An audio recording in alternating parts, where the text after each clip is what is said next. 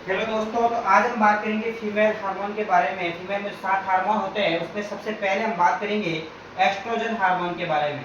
Oestrogen hormone क्या होता है? तो एस्ट्रोजन हार्मोन की अगर हम बात करें तो जो एस्ट्रोजन हार्मोन जो होता है उसका जो पहला काम होता है वो होता है मासिक धर्म चक्र लाने के लिए। सबसे जो इम्पोर्टेंट भाग नाम होता है मासिक धर्म चक्र। तो इसके लिए सबसे इम्पोर्टेंट हार्मोन जो होता है वो होता है एस्ट्रोजन हार्मोन। उसके अलावा ये हार्मोन और क्या करता है? उसके अलावा गर्भाशय की जो परत है उसको मोटी करने का काम होता है। गर्भाशय की परत मोटी, गर्भाशय की परत मोटी जो होती है वो इस हार्मोन की वजह से होती है। इसके बाद तीसरा काम इसका क्या होता है? तो तीसरा काम होता है शरीर में स्त्री गुण।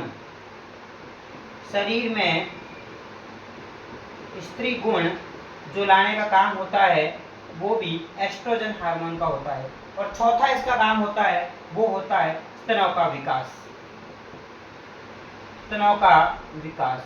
तो ये इस हार्मोन का मुख्य कार्य जो होते हैं वो ये होते हैं मासिक धर्म चक्र, गर्भाशय की परत मोटी, शरीर में स्त्री गुण लाना और स्तनों का विकास करना। ये एस्ट्रोजन हार्मोन के कार्य है।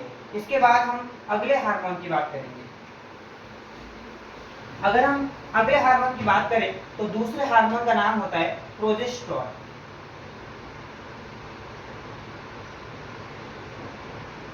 Progesterone hormone.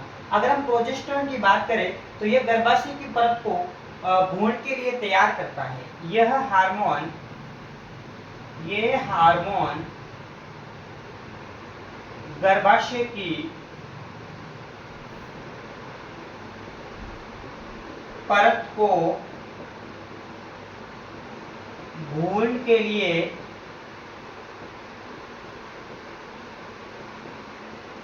तैयार करता है। तो अगर इस हार्मोन की बात की जाए, प्रोजेस्टेरोन हार्मोन की बात करें तो यह हार्मोन गर्भाशय की परत को भ्रूण के लिए तैयार करता है। इसके बाद में हम बात करेंगे अगले हार्मोन की। अगर बात करें तो अगला जो हार्मोन है नंबर 3 पे जो हार्मोन इसको बोलते हैं अपन, नंबर 3 पे होता है FSH हार्मोन। FSH हार्मोन की बात करें फॉलिकल रिटिम्युलेटिक हार्मोन। ये क्या करता है? तो अंडाशय में अंडाणु परिपक्व होने में मदद करना है। यह हार्मोन अंडाशय में अंडाणु परिपक्व होने में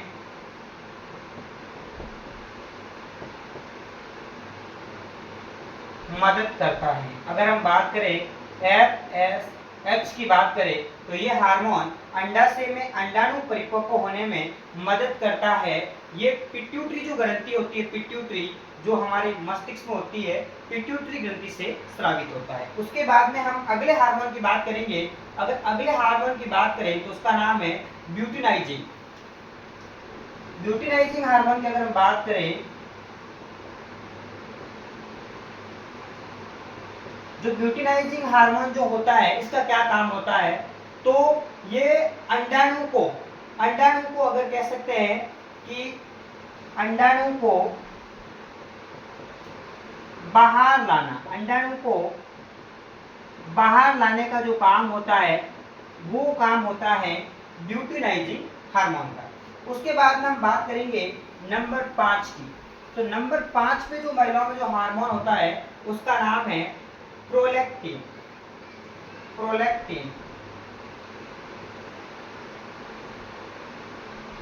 अगर हम प्रोलैक्टिन हार्मोन की बात करें तो बच्चे के जन्म के बाद दूध बनने में मदद करता है। यह हार्मोन बच्चे के जन्म के बाद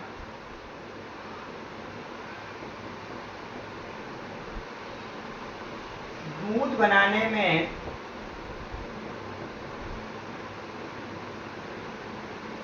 मदद करता है। तो प्रोलैक्टिन की बात करें तो यह हार्मोन बच्चे के जन्म के बाद दूध बनाने में मदद करता है। उसके बाद हम बात करेंगे नंबर 6 की। तो नंबर 6 पे है ऑक्सीटोसिन हार्मोन। Oxytocin hormone. अगर हम बात करें ऑक्सीटोसिन हार्मोन की, तो बच्चे के जन्म के समय मांसपेशियां सिकुड़ना, बच्चे के जन्म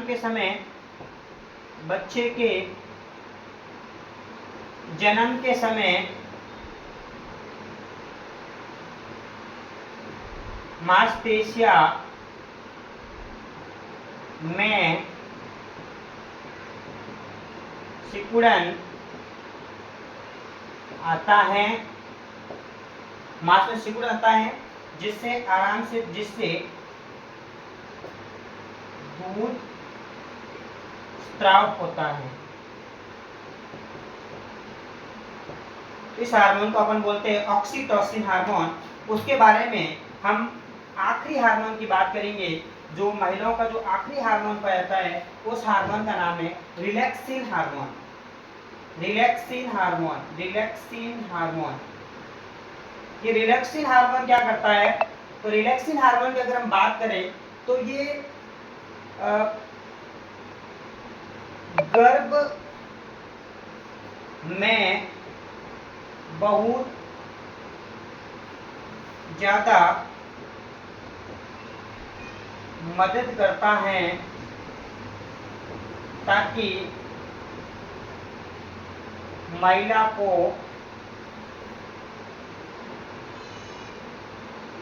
जो बच्चा उत्पन्न करने में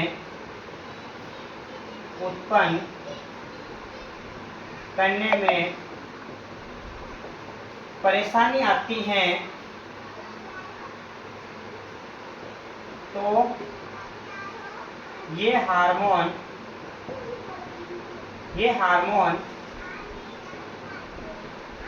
आरामदायक स्थिति लाने में मदद